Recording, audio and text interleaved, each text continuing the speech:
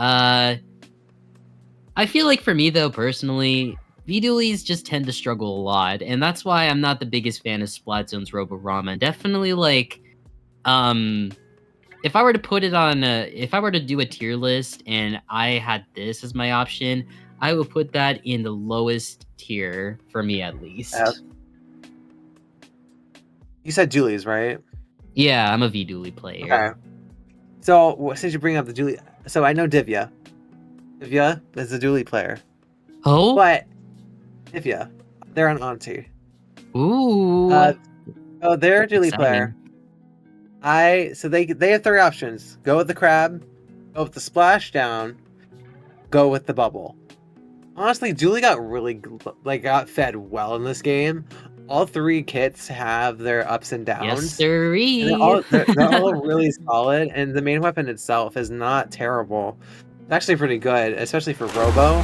If you can get set up and like on the opponent's glass, you can just totally lock it down with like a bubble, splashdown, or a crab. We're getting into it now. We see the bubble. That's what they've chosen to go. Bubble And we Dualies. we see the RCL mini coming out from Cyan as well. The crab stamper from Auntie. Yeah, some pretty interesting weapon comps that, again, we don't typically see right now in today's meta. Maybe like a few weapons or so, but it's nice to see that some of these weapons are being picked out for today's SOS here, folks. But anyways, right now, we see Auntie having a lot of control here. We do see some of the members of Cyan Hardcore painting up for their specials in order to get themselves back in the zone and try to even be a little bit offensive. The strike coming out first. Will Blaster be able to use the Zuka? It looks like they are, and it looks like from what I could tell, they're trying to use it to shred the crap here, or trying to enable their teammates to go shred the crap here, but I think it did work out for them, and now Cyan Hardcore is able to take control of the zone. Yes, we do see two going down on Cyan Hardcore, but they do still have lead for the zone and now have lead as they're slowly picking up the members of Auntie. The Stamper making a safe jump out in a great positioning to use that crab.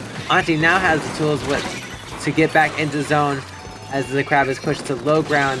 Zone is neutralized, but Cyan Hardcore is holding strong. Nice little 1v1 down here, but the Stamper runs out of ink. Will they really? Oh, but the team comes to save them as Auntie recaps zone. Really good teamwork coming from both the Stamper and I believe it was the Hedit. I'm not too sure who it was that helped out the crab sort there. But anyways, with Auntie finally now able to take control of the zone, the strikes come out from Cyan Hardcore, able to retake the zone completely. And now the bucket player trying to be a little bit more aggressive here alongside with the rest of the teammates here. And now they have control of the choke, allowing the pencil to have control over glass. They fell to the bottom. Yes, 3 minutes left on the board. Cyan Hardcore is about to get rid of their penalty. Zuko coming out from the V-Shot, canceling the grab. 2 going down on Auntie. Strikes coming out. They are able to paint over it. Cyan Hardcore is looking really good here for this first match. As we reach under 30 ticks remaining. No, it's just a scrappy fight in mid at the moment. Julie's going down. They lose control. It is neutralized. But the bucket gets behind the other bucket. But 2 going down on Cyan Hardcore. And Auntie is able to recap the zone. Yeah, really good save from them. Like, they were able to just, like, despite the amount of pressure with the points just going down in Cyan Hardcore's favor, they did not let that slide. They played this very patiently and able to came in clutch and just able to retake the zone. And now, from what I could see, the cooler coming out, we see the crab in position on glass here, now trying to enable the Sword's teammates to push up a little bit. We do see the Bubble Dualies trying to spam a lot of fizzies at the moment, which, you know what, fair enough, because, yeah, you know, I actually did the same thing before in Robo Ramen with Bubble Dualies, and it's quite fun, all things considered. Indeed, Cyan Hardcore is able to get that cat back on zone 2 and still penalty onto Auntie, but 2 going down, meaning Auntie can get right back on their feet, and the bucket goes down. They do have the Zuka. They will have to make a play with this, but 2 more go down, and so does the Zuka, leaving just the pen in base. Auntie is now pushing onto that elbow. Special's almost at the ready. Bubble going up. It is looking like a hard lockout from Auntie. Yeah, with that bubbler out, it just really helps the members go in. It just really helps the members of Cyan or Auntie, sorry, to survive just a little bit longer in Cyan Hardcore's choke there. But yeah, like even though like all the specials that Cyan Hardcore used, it still just wasn't enough as Auntie just calmly and patiently just were able to get back into the zone, into mid, and just retake the zone, and just able to get a knockout in round 1. I'm really tired. But yes, I do want to say Auntie was able to get in there. They had the paint, they had the resources, they had the coordination. The 3 keys to success. Cyan Hardcore also had that, but sometimes had less than Auntie. But I just want to say something about Edit, because we've seen Edit quite a few times during this tournament today. I don't know if it's just me, but from what I've heard, Edit is not favored in the meta right now. Or not as favored as it used to be, just because of the uprise in leaders and Pen once again. But the thing is, those have always been here. And yeah, we've only had so many weapons added since the last update cycle. And I don't think that much has really changed to say, oh, it's bad now. As we saw Auntie making full use of that head with the paint and the cooler and the aggression that Auntie needed to keep Cyan Hardcore out. Will they keep running it? Absolutely. I think Cakes is just a head at main. But it is great as a whole as the solid backbone. And it honestly does Heavy Spotlight's job better. Sorry, V Heavy. Yeah, and as we see here, folks, game number 2 just started here. I don't see any changes from the side of Auntie, but I do notice that one of the members from Cyan Hardcore switched the shot to the S-Blast. Definitely let's see if this will make a change here as these teams try to fight for control here. But as we see here, though, Cyan Hardcore immediately was able to take control of the zone. Indeed, S-Blast unfortunately going down, but Syrie here on the spinner is able to lock it down before getting shot out by that crab. Specials coming out, including Tri-Strike, 2 bottom right, Velvetto dropping onto it, getting 1 and second with the help of a teammate. They are able to neutralize zone. Going after this mini, but isn't quite able to finish off the pick. Last is just trying to get as much paint on the ground as he can, zuking into that corner, and they are able to hold on to zone, getting it down to 60 points, as Auntie is struggling to find their opening. Yeah, and right now we see just a lot of trades coming in from both these teams here. We see the Crab Sword just trying to stay alive as best they can, able to get a trade on the mini, I believe, and now we see the strikes coming out from Cyan Hardcore's bucket. Unfortunately, it does get taken out here, and now it is just the mini and the pencil just trying to retake the zone here and just waiting for their team members to get another push going. But we see the bubbler coming out from the side of Auntie here. The bubble dualies is just able to take out the S-Blast, and now they're just chilling in behind spinner and trying to go for a pick, but unfortunately wasn't able to. That is going to be the lead swap for Auntie. Blast is able to cancel that crab. They are able to focus their specials onto the zone. 2 going down, 3 down for Auntie. That is a wipeout for Cyan Hardcore. Getting that zone back with Cooler, ready to try and get the lead back. Cyan Hardcore has lots of paint in mid and the Cooler alongside it. They definitely have, if they can just stay alive, they can definitely get this lead back. But Auntie is not going to make it easy.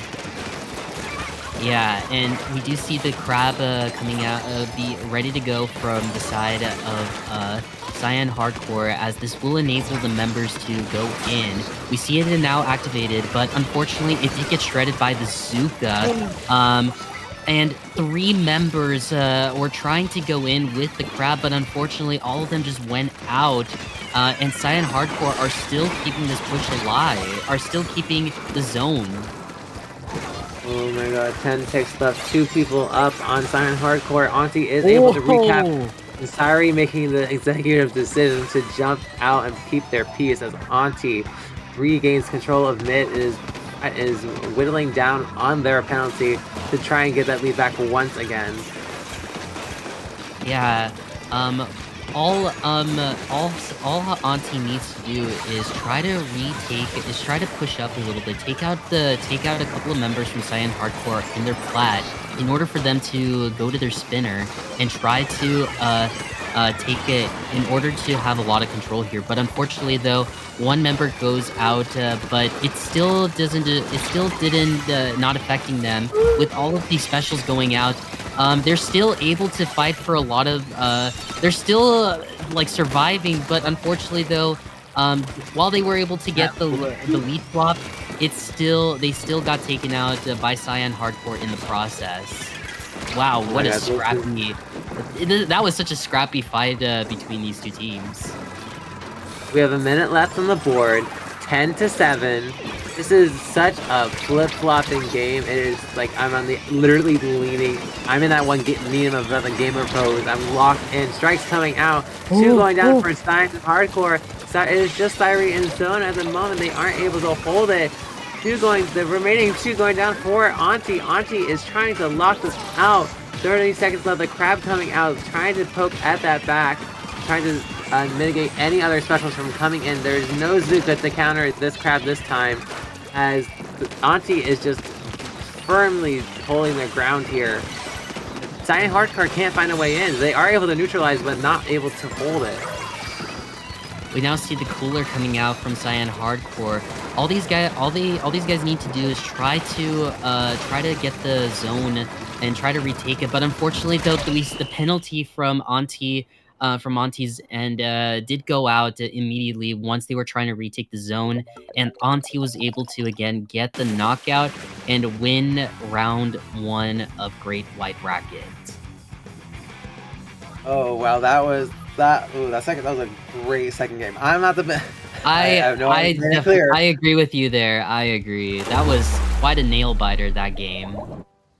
I don't like Museum either, especially on zones, but these 2 teams made it really fun to watch. Low-key make me want to play it, but not really. I think, but Cyan Hardcore, they were able to get in.